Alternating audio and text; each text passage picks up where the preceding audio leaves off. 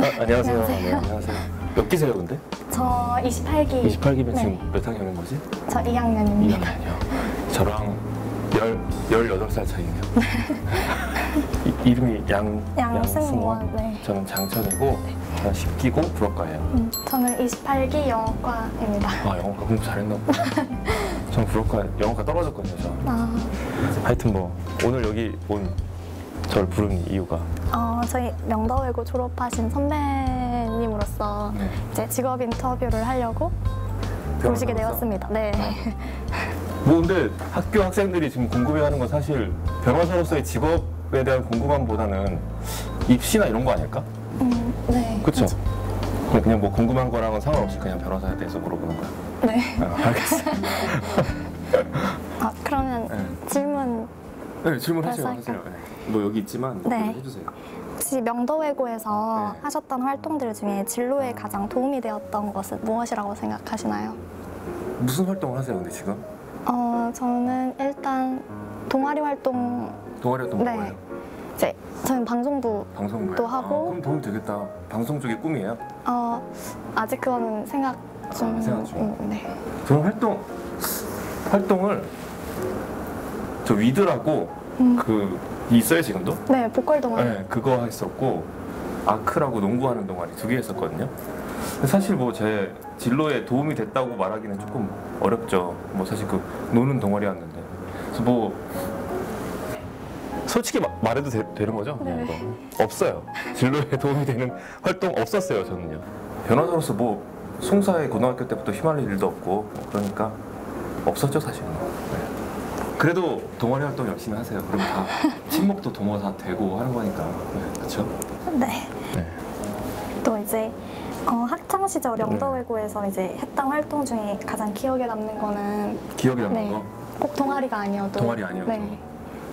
옛날에는 여기 저 다닐 때만 되게 라떼 같은데 그 운동장에 이렇게 있었어요. 뭐 개막원 이런 게 있었는데 거기에서 이 쉬는 시간이나 점심시간 이럴 때 끝나고 거기서 이렇게 친구들하고 노는 그런 거랑 또 기억에 남는 게 이거 선생님들이 들으면 되게 열받으실 텐데 제가 되게 막 반항심이 그때 있어서 그 폭죽 같은 거 있어요. 불꽃놀이 그거를 교무실에다가 터트린 적이 있어요.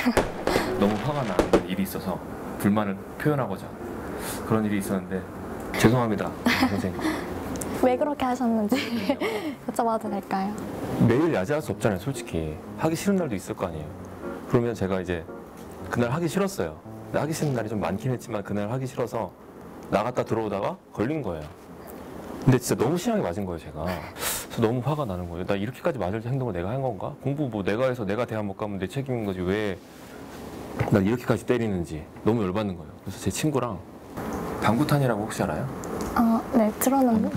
들어봤어요? 네, 들었는데. 어렸을 때 하는 거 있어요. 방구탄이라고 이렇게 눌러서 던지면 펑 하면서 정말 더러운 냄새가 나는 게 있어요. 그거를 같이 사서 한 시간이 몇 시였지? 한 9시? 그쯤에 거기다 그냥 던진 거예요. 그래서 그 다음날 던지고서 이제 전 도망가죠 집에. 그랬더니 그 다음날 방송이 아침에 이제 8시에 방송이 나오는 거예요. 어제 그 교무실에 이러이러한 짓을 한 학생이 2명이 있다. 지금 당장 교무실로 오면 지금은 오면 약속해주겠다. 용서해주겠다. 이렇게 하는 거야. 친구랑 얘기했지. 야 몰라 어떻게 아냐 솔직히. 돈 주고 도망쳤는데 어떻게 알아. 안 갔어요. 그때 제 담임 선생님이 김태훈 선생님이라고 역사 선생님인데 지금은 안 계시죠? 네. 안경수 하신 분인데 그분이 이제 조용히 저랑 제 친구를 부르더니 내가 보기엔 니네 같아. 니네 같은데 어때? 니네 같은데 니네가 지금 가서 용서를 구하면 용서해 주신대 선생님이. 그래서 생각해봤죠. 용서를 진짜 해줄까? 근데 제 친구는 안 해줄 거라는 생각을 했었고 저는 용서를 해줄 거라는 생각을 해서 제가 설득해서 갔죠. 또 엄청 맞았어요. 근데 용서해 준다 놓고 갔는데 또 엄청 그랬던 일이 있었습니다. 지금도 체벌이 있나요? 선생님들의? 없는 걸로 알고 있습니다. 없는 걸로 알고 있습니다. 없어요. 너무 잘못하면 때릴 수도 있지. 사실 뭐 그렇지 않아? 너무 심하게만 안 방탄 터트리면 맞아야지. 네, 이제 방송에 출연하셨잖아요. 네. 이제 그 방송에 출연하시기로 결심한 계기에 대해서 혹시 결심? 말씀해 주실 수 있나요? 방송이 제가 출연하기로 결심한다고 출연할 수 있는 게 아니잖아요. 그래서 그건 결심보다는 이렇게 제의가 왔었어요. 처음에 그 프로그램에 나갈 때 작가님이 연락이 와서 저는 짝 같은 건 줄 알았어요. 짝 아세요 혹시? 네네. 들어봤어요? 네. 짝이랑 프로가 있는데 그건 줄 알고 처음에는 고사를 했어요. 아랑했다고. 변호사로서 이미지도 있고 하니까. 근데 되게 드라마처럼 해주겠다는 거예요. 그래서 그런 이유도 있었고 부모님한테 한번 물어봤어요. 이런 게 들어왔는데 어떻게 생각하냐. 내가 변호사로서 좀 마이너스가 될 것 같냐 했더니 부모님이 너무 좋아하는 거예요. 아들이 그래도 TV에 나와서 막 이렇게 한다고 하니까 재밌을 것 같다고 해라. 그래서 이제 그 의견을 듣고 이제 결국엔 하게 된 거죠. 도움이 되셨다고 생각하시나요? 도움이요? 네. 인맥으로서는 되게 많이 도움됐어요. 진짜 제가 변호사로만 살았다면 알지 못할 것 같은 그런 많은 연예인들이나 아니면 뭐 되게 뭐 여기저기서 되게 활동하시는 분들에 대한 그런 인맥이 되게 많아졌고, 근데 뭐 사람들이 생각해요. 뭐 너 거기 나가서 유명해졌으니까 사건 엄청 많이 들어오지 않냐, 너 엄청 돈 많이 벌고 있지 않냐라고 하지만 사실 아니에요. 그런 거랑은 되게 연결이 안 돼서 오히려 사람들이 그런 프로그램에 나가니까 좀 전문성이 없지 않나 이런 그런 좀 오해를 하세요. 전문성이 있는데 없다고 좀 많이 생각하시니까 좀 의뢰가 좀 많이 연결되진 않죠. 네, 그럼 혹시 변호사로서 네. 앞으로의 변호사의 전망에 대해서 어떻게 생각하세요? 제가 뭐 지금 6년 차인데 뭐 변호사 전망 이런 거를 하긴 조금 제가 선배님한테 죄송하지만 저는 레드오션 중에 레드오션이라고 생각해요. 왜냐면 이 뒤에 또 보니까 AI 뭐 이런 질문도 있던데 네. 지금 그게 만들어지고 있다고 들었거든요. 판례들 AI 이런 게. 그게 생기면 사실 변호사가 할 역할이 되게 많이 줄어들고 그리고 요즘에 사실 뭐 네이버나 이런 인터넷으로 충분히 찾아볼 수 있거든요. 유튜브도 너무 발달돼 있고 해서 또 변호사님도 저도 하고 있지만 되게 많은 변호사님들이 유튜브를 하세요. 그래서 자기가 알고 있는 소송에 대한 노하우나 뭐 이렇게 했을 때는 이렇게 해결해라 이런 여러 가지 그런 해결 방안들을 너무 자세하게 말씀을 해주세요. 그래서 사실 어떤 송사에 휘말렸을 때 변호사 도움을 받지 않고도 다 해결할 수가 있어요, 요즘에는. 그래서 이게 계속 이렇게 되면 변호사가 굳이 필요할까 이게. 하지만 또 할 수 있는 뭐 여러 가지 좀 뭐가 있겠죠. 있으니까 아직도 안 없어지고 있겠지만 그래도 앞으로 전망이 그렇게 좋지는 않다고 생각해요, 저는. 제가 유튜브에 변호사 하지 마세요라는 영상을 하나 올린 적이 있는데 그걸 보면 진짜 지금도 이미 처우가 너무 안 좋아. 사실 변호사는 본인이 엄청난 능력이 있지 않는 이상은 어쨌든 너무 심각한가? 아니요. 지금 아직 고등학생밖에 안 됐는데 제가 너무 아니 근데 제가 오히려 궁금한 게 뭐냐면 변호사한테 궁금한 게 있었다 그랬잖아요. 저는 근데 오히려 그러면 왜 변호사한테 그런 질문들을 하고 싶었는지, 왜 어떻게 학생들이 지금 우리 후배님들이 변호사에 대해서 어떻게 생각하고 있는지 그게 궁금해서. 어떻게 생각해요? 승호한 학생. 네. 일단 변호사라는 직업이 일단 저희한테는 일단 되기는 좀 어려운 직업? 되게 시간이 오래 걸리고 또 과정이 길고 또 어렵다 보니까 네, 그렇게 생각하는 것 같고 또 되게 말을 잘하는 사람이 언변이 좋다라고 하는 사람들이 변호사를 많이 할 것 같다라고 하고 이제 변호사랑 검사랑 사이가 안 좋을 거라고 생각하는 친구들도 생각보다 많더라고요. 다 틀려요. 다 그렇지 않고 일단 말을 많이 할 기회가 없어요. 재판하면 대부분 그 재판 구경 간 적 있어요 혹시? 아니요 아직. 없죠. 네. 나중에 혹시 기회가 있으면 가면 변호사 2명이 나와요, 양쪽에서. 그리고 판사가 앞에 있는데 판사가 미리 변호사들이 낸 서면이 뭐 몇 월 며칠에 내셨네요 이렇게 말을 해요. 그러면 그거 일단 채택하고 뭐 더 하실 거 있으세요? 그러면 이쪽에서 저희 뭐 이거 내겠습니다. 그럼 이쪽에서는 그럼 그거 내겠습니다 이렇게 말을 해요. 그럼 그거 내시고 한 달 뒤에 뭐 몇 월 며칠에 되세요? 두 명 다 돼요. 그러면 끝. 이게 재판 끝이에요. 그럼 말을 할 일이 없어요.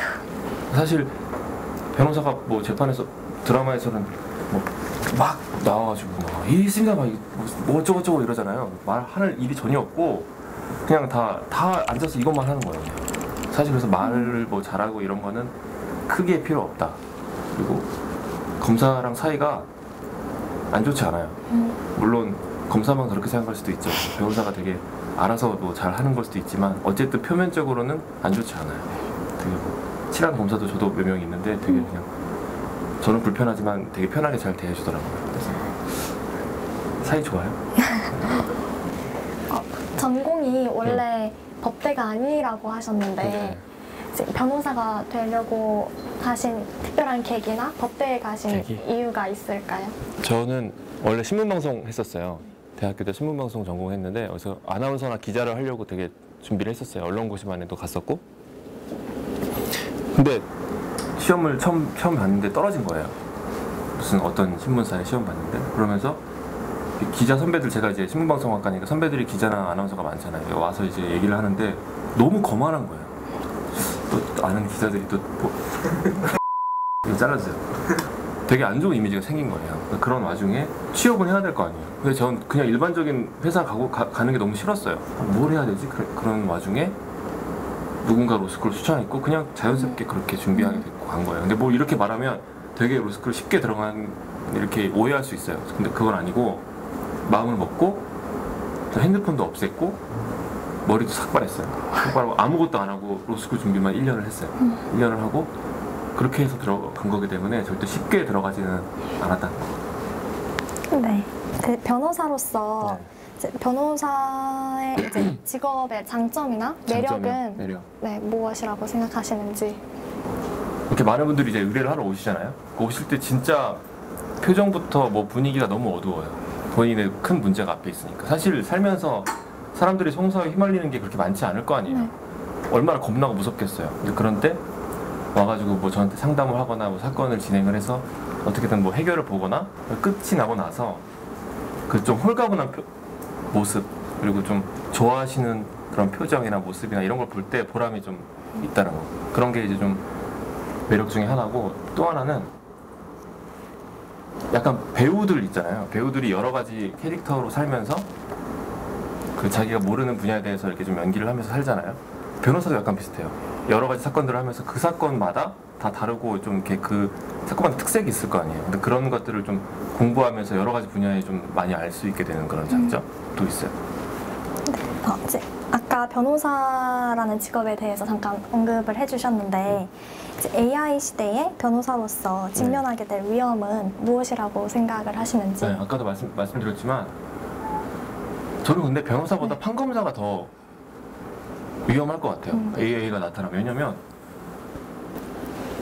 인공지능에 다 이렇게 판례들이 다 입력이 돼 있을 거고 그러면 예를 들어서 어떤 죄를 범했을 때 이 정도의 죄고 이 정도의 뭐 결과가 나타났으면 판례상 몇 년의 징역이고 이렇게 다 나올 거 아니에요, AI에. 그러면 오히려 변호사는 그게 아니다. 뭐 AI가 모르는 다른 게 있다라고 주장을 할 수가 있잖아요, 사람이 가서. 근데 판검사는 사실 오히려 판례에 대해서 AI가 그냥 판단해 주는 대로 그냥 결론만 내면 되니까 오히려 변호사보다는 더 판검사가 더 위협이 될 것 같은데 어쨌든 간에 뭐 법조계 직역 자체가 좀 전체적으로 AI가 생기면 좀 전망이 좀 좋지는 않지 않을까.